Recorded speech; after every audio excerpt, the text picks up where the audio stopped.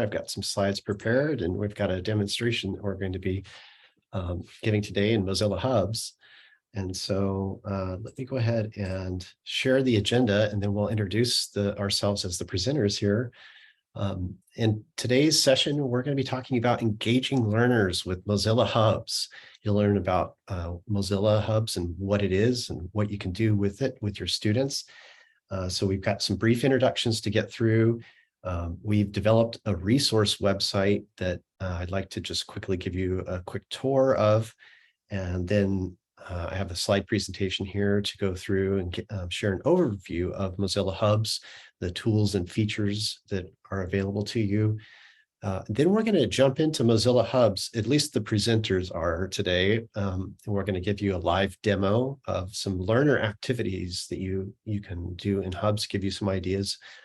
And then we'll get kind of wrap up with some basic skills training, which we just want to show you the navigation controls and the audio communication tools, so that we are hoping that you'll join us in Hubs at the very end for a quick meet and greet.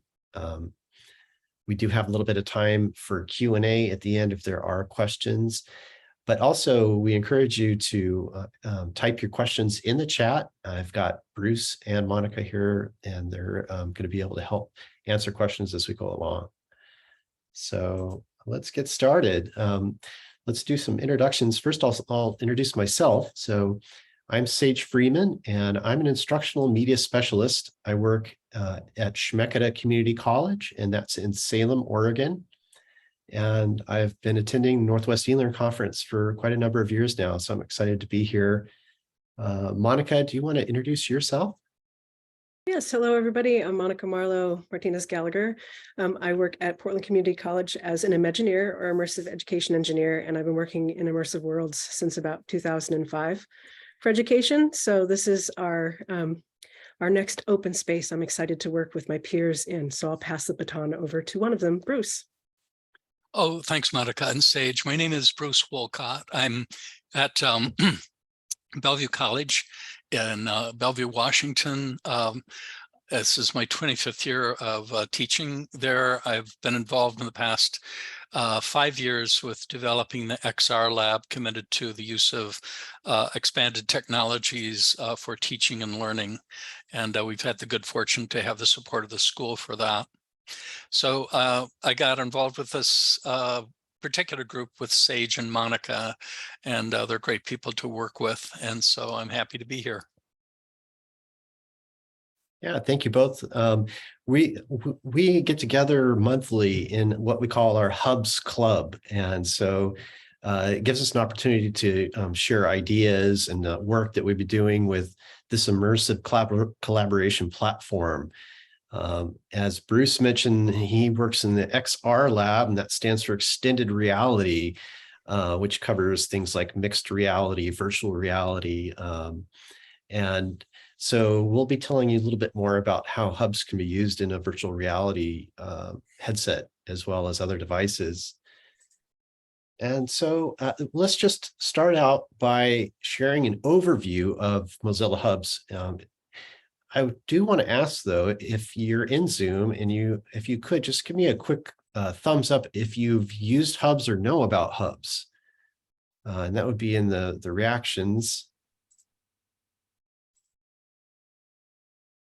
Okay, so yeah, so I see a few thumbs up. So I'm wondering, this might be not necessarily new to some of you, but we are going to kind of pretend like this is brand new to all of you as we go through this overview. So it might be a little bit of a refresh for some of you.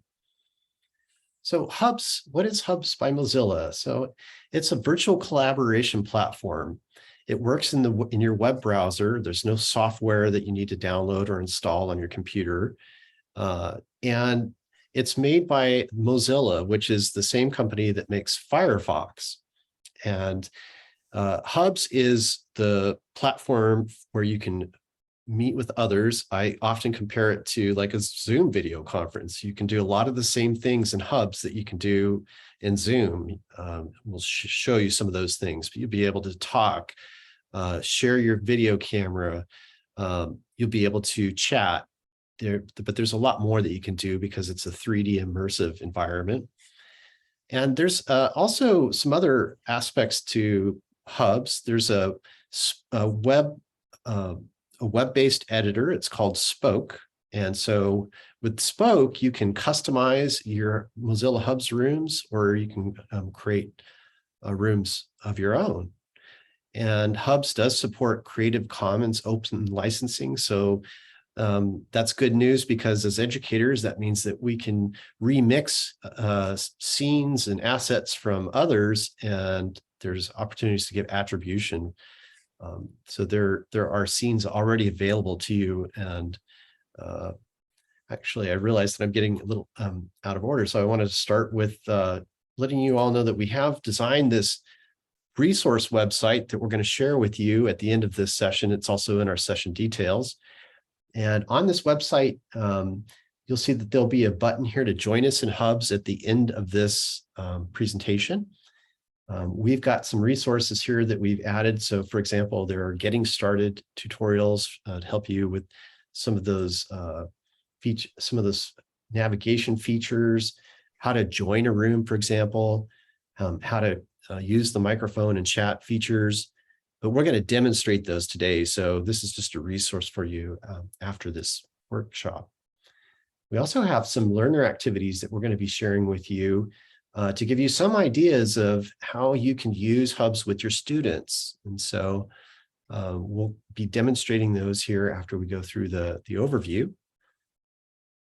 We've curated some virtual scenes that you can use with your students. And so these are available right out of the box. You can create your own rooms right here. We've added links to these to give you a starting point. We thought that these were, in particular, really great scenes for using for educational environments.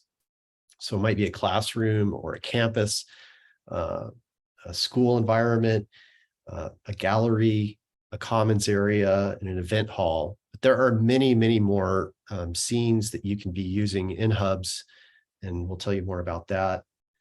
We've also provided our resources here on the website, but they're also going to be available through the conference. You can find our slide presentation right here. We also have links to support resources for Mozilla Hubs. And we have this really handy quick start guide that you can use to share with your colleagues or with students when you're onboarding newcomers to Hubs. So this is just a quick 2-page getting started guide. And so we'll share the link to this resource website at the end of the session. And we'll just continue with this overview. I wanted to tell you that when I first started using Hubs, I was really excited about it because I was looking for a platform that I could use in virtual reality. So I have an Oculus Quest 2 headset, and this works in all headsets in virtual reality, but it also works on computers and on mobile devices as well. So the experience, it does vary depending on the device that you're on, but it does allow for others to fully engage in these immersive environments. It's not strictly a virtual reality requirement for having a headset. If you are using a virtual reality headset, though, you'll find that you do have hand controllers and you do have a little bit more expression with your avatar in the space. For example, you have the ability to use your hands, and you can use them to gesture. It does kind of make your avatar feel like it comes to life a little bit more. If you're on a computer or a phone, then you will just be a bust or a talking head. You won't have hands, and you'll see, we'll demonstrate that here in just a little bit. So here's some ideas for use cases for education. Hubs actually is a really popular, some of the popular choices for working with Hubs with education is going to be art galleries. It's like the #1 that I've seen it used a lot. We meet in Hubs monthly. I mentioned we have our Hubs Club, and we use it for social collaboration. we're able to get together. Instead of getting together in Zoom, we get together in Hubs, and we have the ability to collaborate with each other, share content, share our cameras, talk with each other. Also, you can use Hubs for meetings and events. I have seen, and I've attended plenty of events in Hubs. There's a regular meetup with the Hubs community every Friday, and usually we'll see about 15 to 30 people show up to that event. I mentioned art galleries and showcases. It seems like a natural choice for having a virtual art gallery where you might showcase 3D models. And there is technology available out there today to digitize or scan objects in the real world, turn them into 3D models, and share them in a virtual showcase or gallery. We're going to show you some examples of working with 3D models today in this space. And also, there are just some other ideas here. You might have some of your own, but it could be, Mozilla Hubs could be used for peer support, and also simulations and skills training. I've seen a really fabulous example recently from a university that developed a simulation where they invite students to go into the human heart, and they can actually travel through the heart as an avatar in this 3D space and learn more about the anatomy of the heart. When you're working with Hubs, these are the basics. You have opportunities to create scenes. That's the space that you inhabit. You can add models, and that allows you to engage and interact with content in the space. It can be also 2D content. It can be images, videos, presentations. And then also you have the ability to change your avatar or add avatars into the space so that others can use those avatars. And that's one of the activities that we're going to show you, demonstrate today. One of the nice things about avatars and Hubs is it allows you to express yourself. You don't have to be a human in Hubs. You don't have to be a certain gender. You don't have to be a certain skin color or hairstyle. You have a lot of freedom in expressing yourself. And so having those choices and being able to embody a 3D avatar allows you to, it helps to foster social equity, we think. And so we'll show you some examples of 3D avatars that you can either use off the shelf, or you can learn more and customize your own avatars. One of the things about Hubs is that when you're in this 3D space, you can make use of spatial audio. So that means that the further away you are, the softer your voice gets, and the closer you are, the louder your voice is. So it allows for these natural discussion areas where maybe if you have students and you want to break out into group activity or group discussion, it has that natural in real life feeling, rather than what we're used to with video conferencing, where you might have to leave the space and go into another room. In Hubs, you just walk into the other room or walk over to the corner, and you can group up and have group conversations or private conversations with one another. We're going to show you media frames here in a little bit. Media frames are basically containers that hold either 3D objects or 2D media. And it can be really useful for presentations, for example. In this screenshot, you're seeing a classroom environment, and there is a projector screen at the front of the room. And that's where I have a media frame placed, where I was able to put slide presentation up there at the front of the room and control it. I've also placed a TV screen in the corner of the room where I have videos pinned. And basically that means that the media is persistent. It's pinned in place so that it can be there when I leave the room and come back. It allows me to be able to play that content or create an asynchronous environment where others can join the room on their own and engage with that content. When you're working with 3D models, you might say to yourself, well, I'm not really a 3D artist, or I'm not a modeler. I don't know how to create 3D models. That's okay. There is a wealth of 3D assets that are available to you that you can use, whether you're giving Creative Commons attribution and using them in your space, or just bringing them in temporarily and using them. There is a website called Sketchfab, and that is the #1 3D model marketplace. They do sell models out there. It's common for developers and game designers to go out there and buy assets. But they also have free assets available too. And Sketchfab is built right into Mozilla Hubs so that you can bring models in without just with a few clicks. And you can find lots of 3D assets that are useful for education. We're also going to tell you about how you can manipulate 3D models. You can scale, rotate, make copies of them. It presents a lot of opportunities when you're working with students and creating learning activities. With Hubs, you have some controls. You have the ability to set room permissions, just like in Zoom.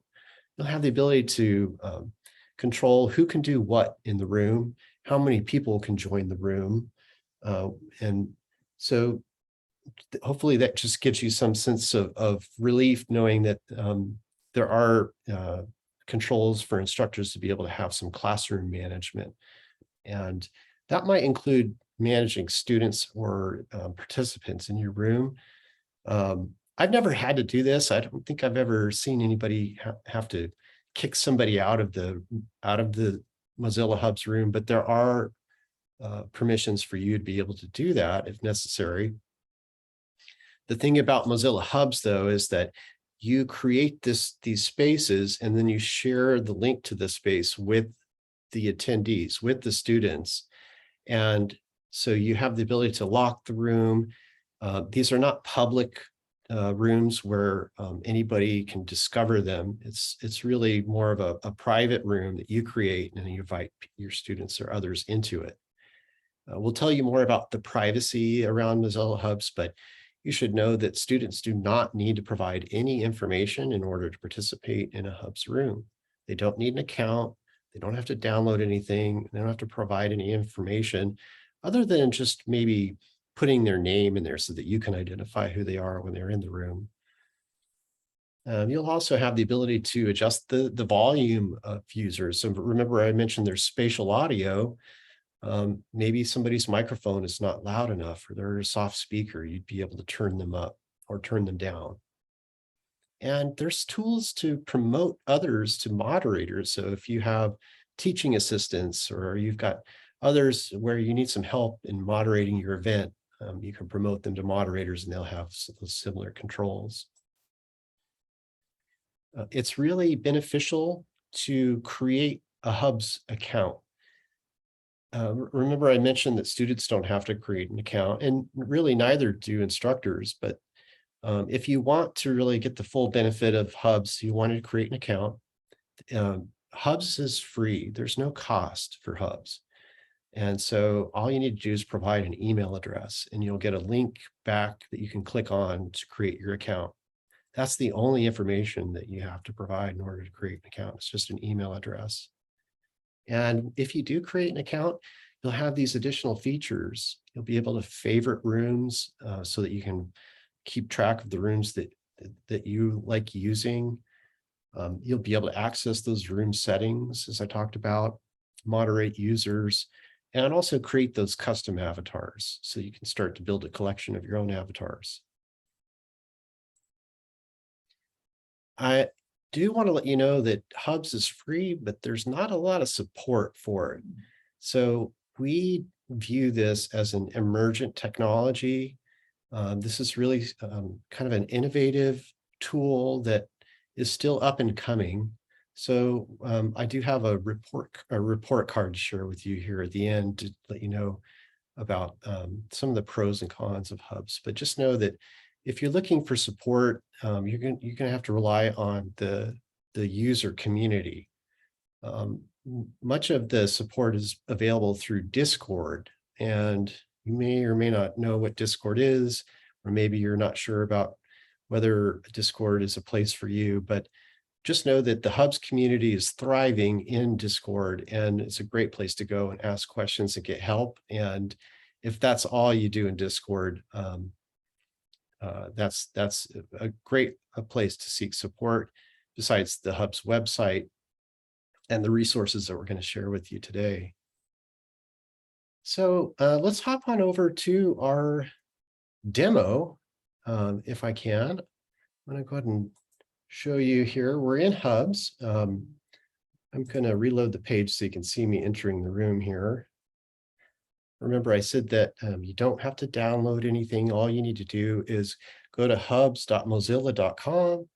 You'll be able to create a room from there. This is a room that we've created for presentations and to demonstrate some of the learner activities for today. And this is available for you if you want to create your own room and use this with students. I'm going to go ahead and click on Join Room here in the center here. I've got a few options. It says Join Room. And it'll ask me which microphone and speakers that I'm using. So that looks correct. And then I'll enter the room. When you first enter this room, you'll see some information on the wall here that just tells you how to move around in this space. And we're going to share that with you at the end after we do our learner activity demonstration. But you can move around in this space using your WASD keys, and you can move forward, backward, right, and left. You can click and drag your left mouse button and look around. These controls are going to be here on the wall. We'll go through them at the end because we want to invite you into Hubs at the very end for a quick meet and greet. Let's just take a look around and see who's in here. So we've got Bruce and we've got Monica, and looks like we've got somebody else who's joined as well. Well, we don't know who they are because they have kind of an anonymous name. And I'm going to press the I key on my keyboard so that you can see what we look like in this space. So the I key allows me to look in a third person view, and I'm kind of able to see what this space is, it looks like and who's in here. You can see that we've got labels over people's names.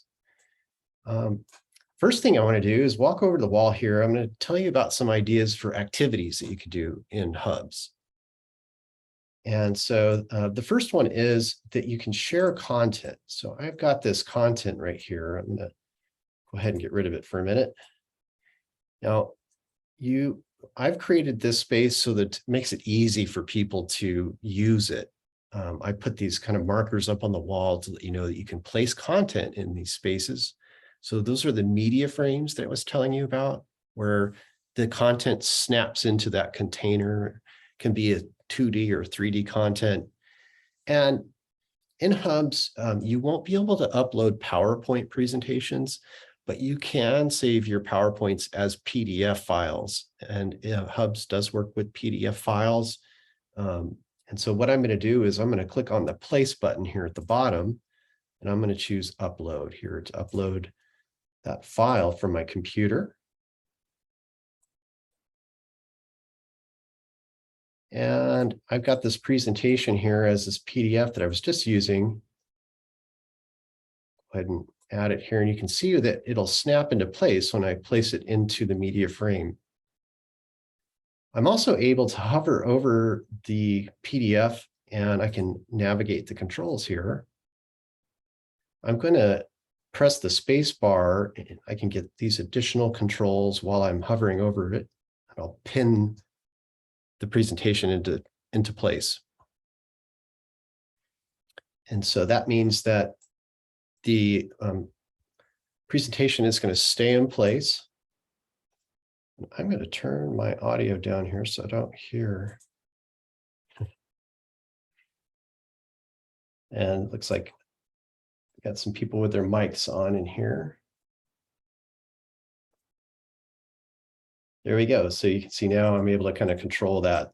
So I was hearing my own voice coming through at the moment, so it's a little bit distracting. But so one of the things you could do is present content in this space. And so being able to present 2D media or your slide presentations is a natural choice, right?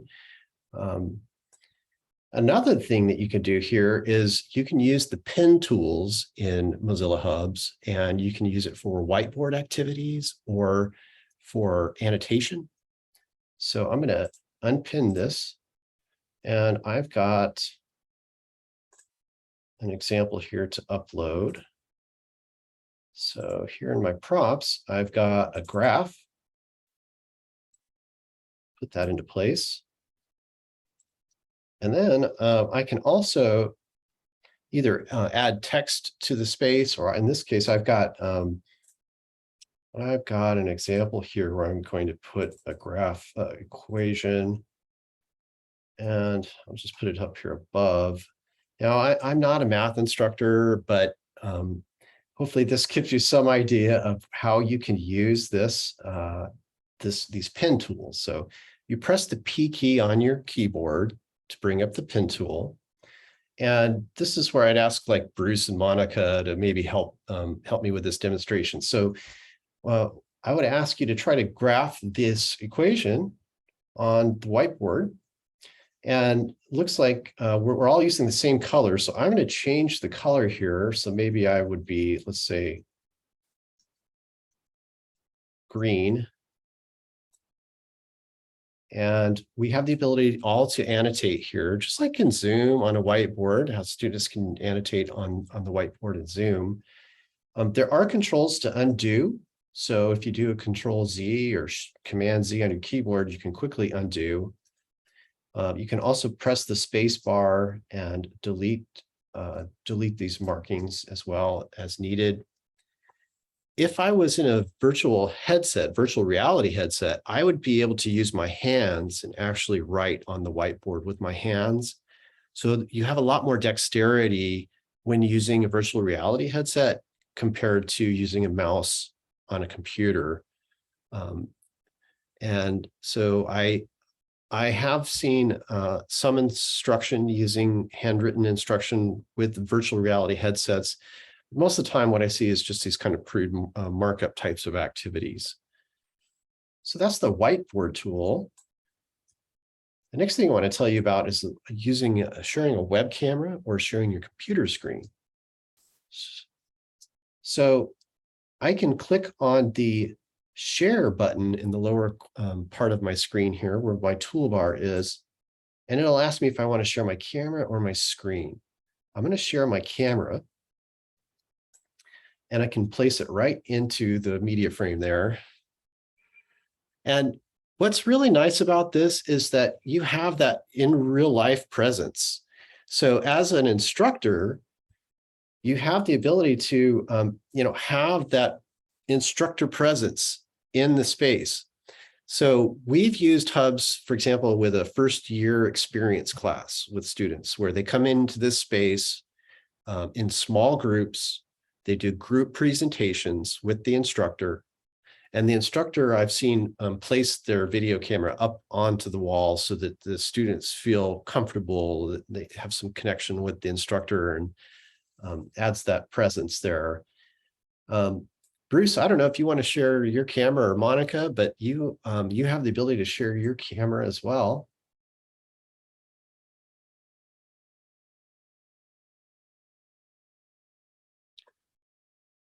Bruce is telling us that his camera is being used in Zoom right now, so that's okay. You don't have to. But there are avatars as well that have video cameras, so you could have your video as your avatar. And it's a little, we're juggling right now with technology because we're in Zoom and we're in Hubs at the same time. Normally, you would just be in Hubs, be able to share your camera as you'd like to. Now, I'm going to also click share. And the other option is share my screen. So let me share my screen. Put it up on the wall here. And there we are. We're in Zoom in Hubs. But the idea here is that you can share your computer screen. And that might be that you're just sharing content on your screen with others, with students. So similar to Zoom, you have that capability to share your screen, not just your web camera. And I can click share again to stop sharing. It's that easy. So this next activity is 3D models. I have some models here that I want to place in the room as an example. But before I do that, I want to just show you, if you click the place button, the green button at the bottom, you'll see an option that says place 3D model. When you click that, you'll see that it goes to Sketchfab. Remember that 3D repository I told you about? That's available right within Hubs. And you have the ability to keyword search through models or look through categories to find them. Like, for example, if I look for a microscope, you can see that there are different microscope models here that I could bring right into the space. What I want to do, though, is I'm going to add my own models. And I just happen to have some models right here. And I don't have to click the place button. I can actually just drag these models from my computer right into the space. There's more that you need to know about 3D models. There is a file format that's works with Hubs. It's called GLB. It's like the JPEG of 3D models. It's a common format. And you should know that if you're going to use your own custom models, they do need to be that GLB format.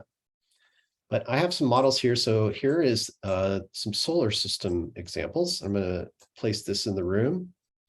And if I press my mouse, my space bar with my mouse cursor over it, I get these additional controls. One of them is to be able to scale it.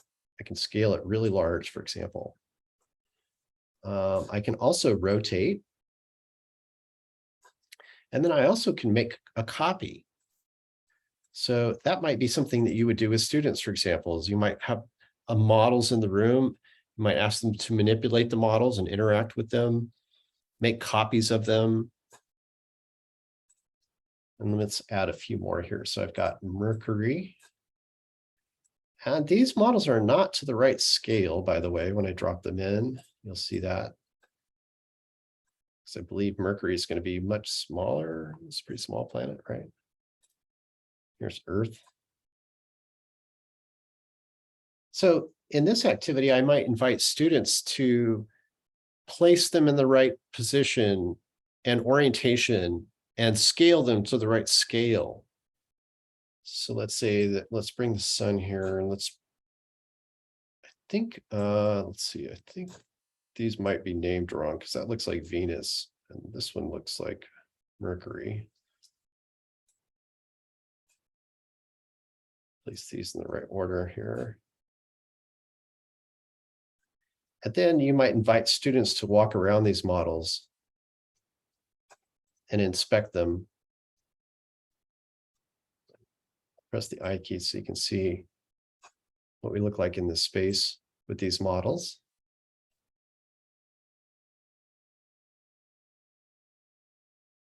And you can walk through these models. They're not, you don't collide into the models, but remember I said that there is a web-based editor called Spoke. Spoke allows you to customize Mozilla Hubs, and you can place models into the scene where they're actual, where you would collide with the model. You wouldn't be able to walk through it. But in this case, I've just dropped the models right into the room. So one last thing to tell you about with models is that you also have the ability to add gravity to them. So let's say I want this to drop to the ground, for example, and roll, and I can pick it up and throw it, and it'll bounce and roll around in the space. So there is some physics available in Mozilla Hubs as well, and that'd be kind of something fun to do with 3D models as well. If you want it, if you want that microscope to be able to fall over on the table or not just float in the air. Let me get rid of these models here. And you notice that I'm just hovering my mouse cursor over here and clicking the trash can to get rid of them. So I can add models into the space that easily. I can get rid of them. I can also pin them so that they stay in the space so that if I leave and come back, they'll still be there. And they'll be persistent. Okay, one more activity to tell you about. This one is kind of fun. So remember I said that we have the ability to choose avatars in this space. We embody a 3D avatar. If I look around the space, I see that some of you have picked different characters that were offered to you in Hubs when you first joined. You had an option to change your avatar. We've got Floating Spaceman over here. We've got Talking Toucan. We have a robot, which looks like the Firefox robot. Monica here is using a Ready Player Me avatar. Ready Player Me is a website that you can go to and you can create your own avatars using a photograph of yourself if you'd like. And then you can customize the avatar and use it in Mozilla Hubs. This is free to use, no cost. You do have to create an account in order to create an avatar, but this allows you to have a little bit more of a professional looking avatar than maybe some of those other character options that are available to you in Hubs. Bruce has also created his custom avatar here. And you can see that we've actually used these for our presentation and for our identities. And that's kind of fun. But when it comes to avatars, you do have some other options in using them with others. So I can click the green place icon down here and I can choose avatar. It'll ask me to either upload an avatar, find one from the featured area. And there are multiple pages of avatars, you should know. So if you're only seeing one page, you can scroll down and find many other choices here. You can also search for avatars. Or you can click on My Avatars, and if you've created custom avatars, this is where you could add them to the space. I'm going to add this crocodile here to the space. Let me just make that larger, pin it. And notice that when I hover my mouse cursor over the avatar, I have the ability to use the avatar.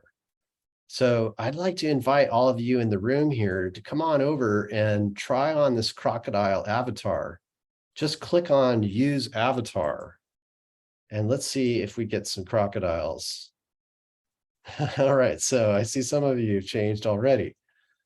All you have to do is click on the Use Avatar button, and it will change your identity to this crocodile. And I don't have my microphone on, but if I did, it would animate. This crocodile has a talking head. I've used this with others for like a karaoke activity in Hubs where I invited everybody to turn into the crocodile, and then I put a video on the wall with lyrics, and we were able to sing along and have a karaoke event. But how would you use this in an educational setting? You might have avatars from historical characters. And you could invite students to try on these avatars and maybe do a role-playing simulation with students. Another option is you can invite students to all try on the same avatar so that you kind of have that community building. You know, you're all the same character in there, working together for a common cause. And so that's just a couple ideas for using avatars and working with them in this space. So we've gotten through most of the content that we wanted to share with you. I'm going to come around here real quick and clean these things up. And what I wanted to do also is switch the scene real quick because I've got a different scene that I wanted to share with you. Actually, I probably should wait to do that because I wanted to invite everybody into this space so that you have a chance to try it out. I see that we've got several of us in here, so maybe we're doing pretty good. But before I invite you into this space, I did just want to quickly go through some of the navigation controls. I did share with you earlier how to enter a room, but let me do that again. So If I reload this page, what we'll do is we'll pause here at the end for any questions and answers to see if there are any. Then I'm going to share a link with you to join us in Hubs. You'll probably at that point, we'll wrap up our Zoom session and we'll invite you into this space because you don't want to be using your microphone in two spaces here. And let me see if I can get the scene to load again here. So when you do access this space, you'll just want to click on the Join Room button here, the blue button, and that will then ask you if you want, it should ask you to allow your permission for your microphone and camera. I've already done that, so you're not seeing that, but it will ask you, hey, can Hubs have permission for your camera and microphone? And then if it's not the right microphone, you can choose a different mic or speakers. If you have different speakers, you can choose which ones. I'm wearing headphones. It's really helpful to wear headphones in Hubs because when you're talking, you might hear your voice through other people's speakers. And then when you enter the room, and let me just go ahead and mute a few people so I don't hear my own voice. When you first enter the room, you can use your WASD keys. Remember I told you that? To move forward, backward, left, and right. You can use your left mouse cursor and click and drag to look around. And you can actually look and walk at the same time, right?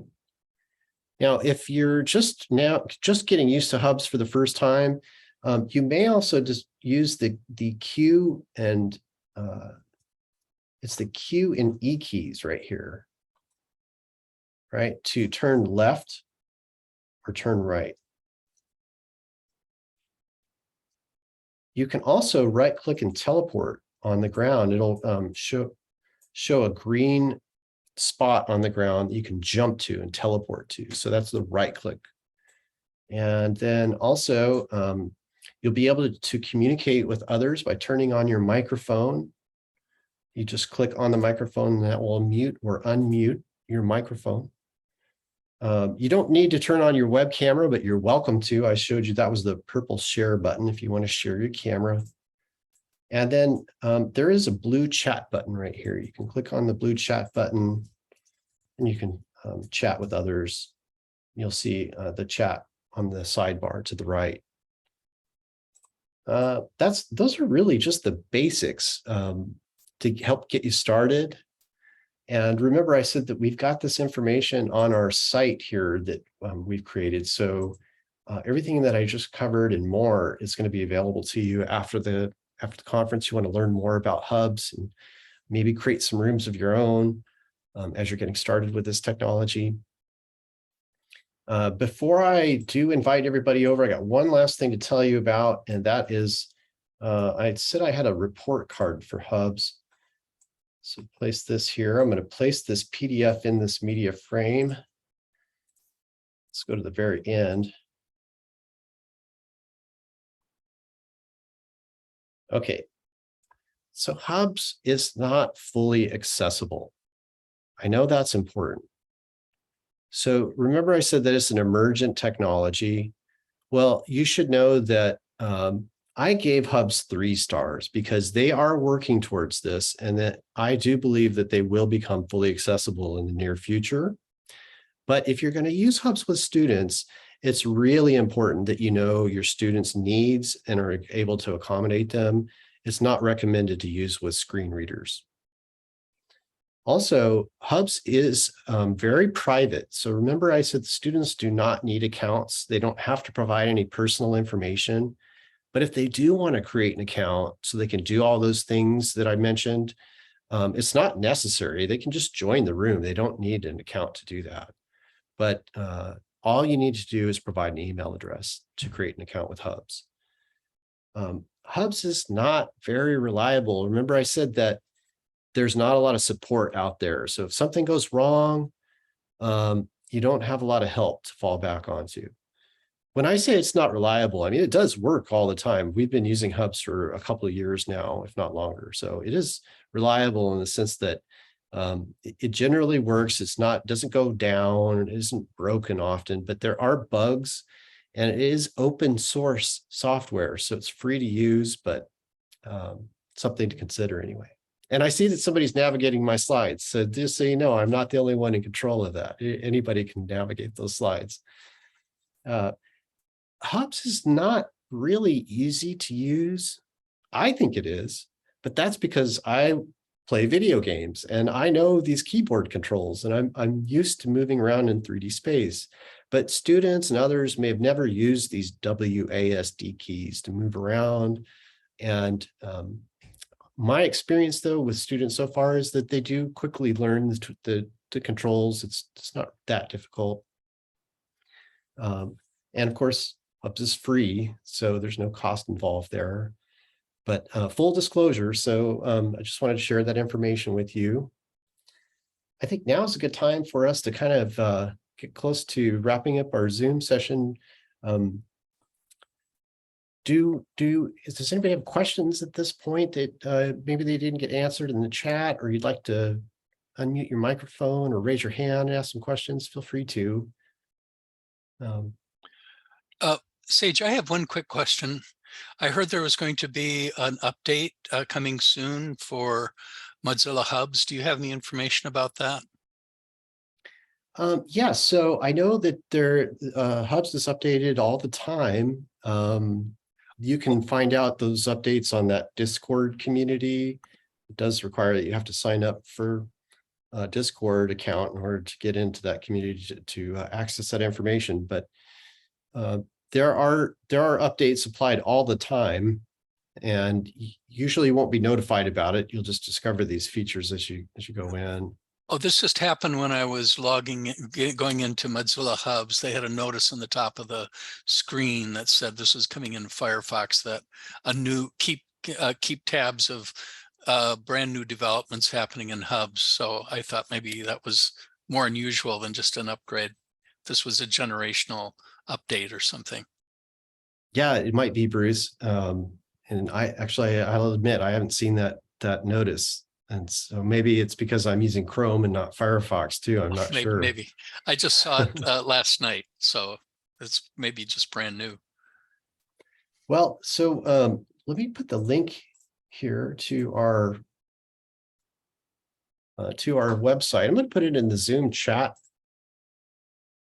and I would invite you all to join us in Hubs. You can access the Hubs room right from this button right here on the website.